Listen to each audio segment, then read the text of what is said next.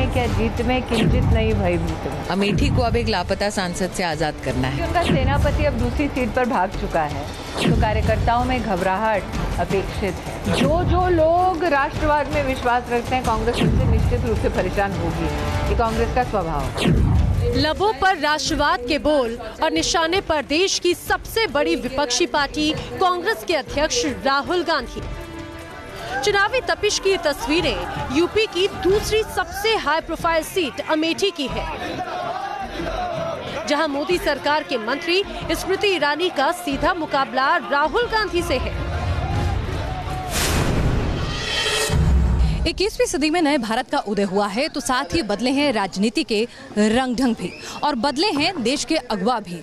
राजनीति की young brigade की बात की जाए तो ऐसी ही एक युवा नेता है स्मृति ईरानी, जो लगातार राजनीति की पुरानी परंपराओं को तोड़ रही हैं, नई परिभाषाएं गढ़ रही हैं, साथ ही पीछे छोड़ रही हैं उन वर्जनाओं को जो कहीं ना कहीं महिलाओं के राजनीति में आगे बढ़ने में बाधक हुआ करती थी। तो आज लेडी लीडर में बात होगी स्मृति ईरानी के सफरनामे की अमेठी से। इससे पहले 2014 के लोकसभा चुनाव में स्मृति ईरानी को राहुल गांधी के हाथों पराजय का सामना करना पड़ा था। 2014 के लोकसभा चुनाव में राहुल गांधी को 4,08,651 वोट मिले थे, जबकि बीजेपी की उम्मीदवार स्मृति ईरानी को 3,74,000 वोट हासिल हुए। मोदी लहर के बावजूद इस जीत का अंतर 1,07,000 वोटों का रह गया, जबकि 2009 में कांग्रेस अध्यक्ष की जीत का अंतर 3,50,000 से भी ज्यादा का था। हालांकि कांग्रेस अध्यक्ष राहुल गांधी को अमेठी में बीजेपी की स्मृति ईरानी पिछले 5 सालों से लगातार घेरने की कवायद कर रही हैं। उत्तर प्रदेश में लोकसभा की सीटें कितनी? 80। और कांग्रेस कितने से लड़ रही है? 20 से लड़ रही है। सीटें 80 लड़ रहे हैं 20 से, और कहते हैं सरकार का नहीं। जिनका गरीब चुनाव से पहले इतना कच्चा है, सोचिए चुनाव के बाद उसका क्या हाल होगा। अमेठी में टीवी की बहू पूरे दमखम से चुनाव प्रचार में जुटी है। उन्हें उम्मीद है कि वो पिछले चुनावी हार को बड़ी जीत में तब्दील कर देंगे, और इसके पीछे बीते 5 सालों से अमेठी से रहा उनका वो गहरा जुड़ाव है, जिसमें वो यहाँ के लोगों के हर दुख दर्द में शामिल होने का दावा करती हैं।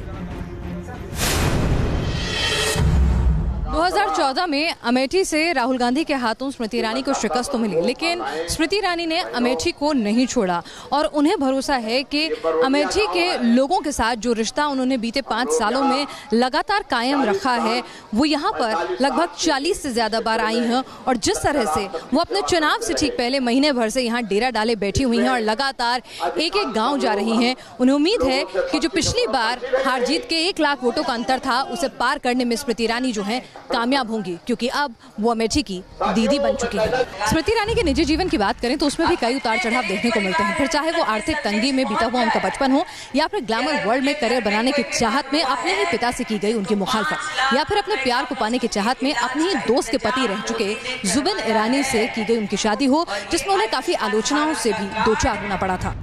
ये साल था 2003 का।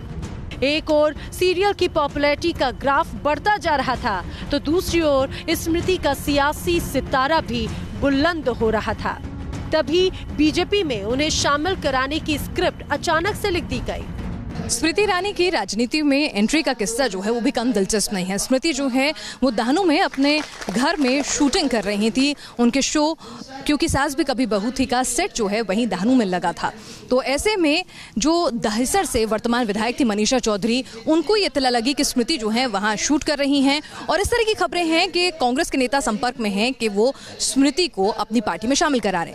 मनीषा चौधरी स्मृति की फैन भी थी और उन्हें बात नागवार गुजरी कि स्मृति कांग्रेस में जाए, तो तुरंत उन्होंने महिलाओं की टोली को इकट्ठा किया और स्मृति से मिलने के लिए उनके सेट पर ही जा पहुंचे और उन्हें आमंत्रित किया अपनी पार्टी ज्वाइन करने के लिए, और आनन फानन में मीटिंग फिक्स करा दी। महाराष्ट्र की राजनीति में रसूख रखने वाले वरिष्ठ नेता और पूर्व मुख्यमंत्री रह चुके गोपीनाथ मुंडे के साथ, गोपीनाथ मुंडे और प्रमोद महाजन के साथ स्मृति ईरानी की ये मीटिंग जो है वो काफी अच्छी रही, और उसके बाद स्मृति ने मन बना लिया कि वो जो है बीजेपी में शामिल होंगी, और इसी के साथ 2003 में स्मृति बीजेपी में शामिल हुई। बीजेपी में शामिल होने के बाद स्मृति ने साल 2004 में दिल्ली की चांदनी चौक लोकसभा सीट से चुनाव लड़ा। हालांकि वो कांग्रेस उम्मीदवार कपिल सिब्बल से हार गई। 2004 में ही इन्हें बीजेपी की महाराष्ट्र यूथ विंग का उपाध्यक्ष बनाया गया। साल 2010 में स्मृति बीजेपी की राष्ट्रीय सचिव और महिला विंग की अध्यक्ष बनी। साल 2011 में वो गुजरात से राज्यसभा की सांसद चुनी गई। 2004 में स्मृति ईरानी ने तब गुजरात के मुख्यमंत्री रहे नरेंद्र मोदी की तीखी आलोचना की थी। हालांकि बाद में उन्होंने अपना बयान वापस भी ले लिया था। बतौर राजनेता स्मृति ईरानी के हक में उनकी शख्सियत की एक और खास बात जाती है, वो है उनका गलतियों से सीखने का जज्बा। अगर हम इतिहास के पन्नों को खंगालेंगे तो पाएंगे कि साल 2004 में स्मृति ईरानी ने नरेंद्र मोदी के खिलाफ एक ऐसा बयान दे दिया था जिसने पार्टी में उन्हें अलग थलग कर दिया था और पार्टी के उभरते हुए नेता नरेंद्र मोदी से एक तरह से उन्होंने अदावत मोल ले ली थी। लेकिन ये स्मृति ईरानी की सूझबूझ ही है कि किस तरह से उन्होंने न सिर्फ नरेंद्र मोदी से रिश्ते सुधारे बल्कि आज वो नरेंद्र मोदी और अमित शाह की कोर टीम की सदस्यों में गिनी जाती है।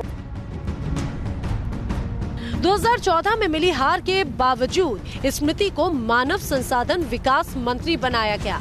बतौर मानव संसाधन विकास मंत्री स्मृति का कार्यकाल विवादों में रहा। जुलाई 2016 में स्मृति ईरानी को मानव संसाधन विकास मंत्री से हटाकर कपड़ा मंत्री बना दिया गया और बाद में उनका कद बढ़ाते हुए सूचना प्रसारण मंत्रालय का अतिरिक्त जिम्मा भी सौंप दिया गया। हालांकि मई 2018 में स्मृति ईरानी से सूचना प्रसारण मंत्रालय का जिम्मा लेकर राज्यवर्धन सिंह राठौर को दे दिया गया। मुझे लगता है जब आप राजनीति के साथ साथ पब्लिक लाइफ में होते हैं तो आपको तैयार रहना चाहिए कि आप पर लांछन लगाए जाएंगे, आपका उपहास होगा, आपका अपमान होगा, क्योंकि अगर आप इतने सेंसिटिव हैं तो आपको पब्लिक फिगर होना ही नहीं चाहिए। और आज एक मल्टीमीडिया के ज़माने में पहले प्रहार अखबार से होता था, आज अखबार, चैनल, रेडियो हर चीज़ है, फिर इंटरनेट भी जुड़ गई है। तो आपको तय करना है कि आप में कितनी क्षमता है प्रहार सहने की, और आपको तय करना है कि आप जब लक्ष्य की ओर चल रहे हैं तो वो प्रहार आपको आपके रास्ते से हटाते हैं या आपके रास्ते पर आपको अडिग रखते हैं। किसी समय एक मॉडल और टीवी अदाकारा रह चुकी स्मृति ईरानी आज भारतीय राजनीति का एक चर्चित चेहरा है, जहां ये माना जाता रहा है कि राजनीति में महिलाओं को पहचान मिलना बहुत मुश्किल है। वहीं स्मृति ईरानी बहुत कम समय में अपनी अलग पहचान स्थापित कर चुकी हैं और तमाम विवादों के बावजूद मजबूती से उभरी हैं। जानकारों के मुताबिक पिछले 5 सालों में स्मृति ईरानी ने अमेठी में काफी मेहनत की और इस बार वो राहुल गांधी को कड़ी टक्कर दे रही है। कांग्रेस के गढ़ और राहुल गांधी के संसदीय क्षेत्र अमेठी से साल 2014 में स्मृति ईरानी ने हुंकार भरी और राहुल गांधी को ऐसी टक्कर दी कि जीत हार का जो अंतर था वो महज 1 लाख वोटों के इर्द गिर्द आकर समझ गया। स्मृति और पार्टी दोनों ने तय कर लिया कि अपनी वो लड़ाई अमेठी से आगे भी जारी रखेंगी और इसीलिए हार के बावजूद स्मृति लगातार अमेठी की जनता से जुड़ी रही। यहाँ आने जाने का सिलसिला उन्होंने जारी रखा। अमेठी में वो लगभग कहा जाता है संसदीय क्षेत्र में 40 बार आई बतौर मंत्री रहने के बावजूद भी, और स्मृति अब स्मृति से लोगों की दीदी बन चुकी हैं अमेठी में। और शायद यही जो सफर उन्होंने तय किया है उसी की बदौलत आज स्मृति ईरानी भी अमेठी में अपनी जीत का दम भर रही हैं और बीजेपी के कार्यकर्ताओं में भी गजब का उत्साह है। और स्मृति कह रही हैं कि अगर राहुल गांधी को अमेठी छोड़ दूसरी जगह से भी चुनाव लड़ने की नौबत आन पड़ी तो शायद ये उनका काम है। अमेठी संसदीय क्षेत्र में 5 विधानसभा सीटें आती हैं। इनमें तिलोई, जगदीशपुर, अमेठी और गौरीगंज सीटें शामिल हैं, जबकि अमेठी के अलावा रायबरेली जिले की सलौन विधानसभा सीट भी इसी में शामिल है। 2017 के यूपी चुनाव से पहले यहां बीजेपी के पास एक भी सीट नहीं थी, लेकिन 2017 के विधानसभा चुनाव में बीजेपी ने 4 सीटों पर कब्जा जमाया। महज 1 सीट पर समाजवादी पार्टी को जीत मिली। उस वक्त कांग्रेस समाजवादी पार्टी से गठबंधन करके चुनावी मैदान में उतरी थी।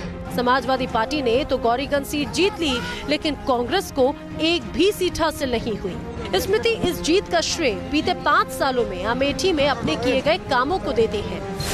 तो जब मैं आई थी तो यहाँ पर एक भी विधानसभा की सीट भाजपा की नहीं थी। स्थानीय इकाई का चुनाव भाजपा नहीं जीतता था और हम तब से आज तक गौरवान्वित हैं कि 5 में से 4 विधानसभा की सीटें भाजपा की है। 5वीं सीट पर भी कांग्रेस को हमने हराया, सपा जीती, ये सत्य है। राहुल गांधी अमेठी से लगातार तीसरी बार सांसद हैं। अमेठी संसदीय सीट को कांग्रेस का दुर्ग कहा जाता है और इस सीट पर अभी तक 16 लोकसभा चुनाव और 2 उपचुनाव हो चुके हैं। इनमें से कांग्रेस ने 16 बार जीत दर्ज की। वहीं 1977 में लोकदल और 1998 में बीजेपी को जीत हासिल हुई, जबकि बीएसपी और समाजवादी पार्टी आज तक यहां खाता भी नहीं खोल सके। बताया जा रहा है कि कांग्रेस के रणनीतिकार इस बार राहुल की जीत के आंकड़े को बढ़ाने की कोशिश में है। लक्ष्य है बीजेपी उम्मीदवार स्मृति ईरानी को इस बार कम से कम 5 लाख वोटों से हराना। लेकिन स्मृति के पास पहले से ही जवाब तैयार है।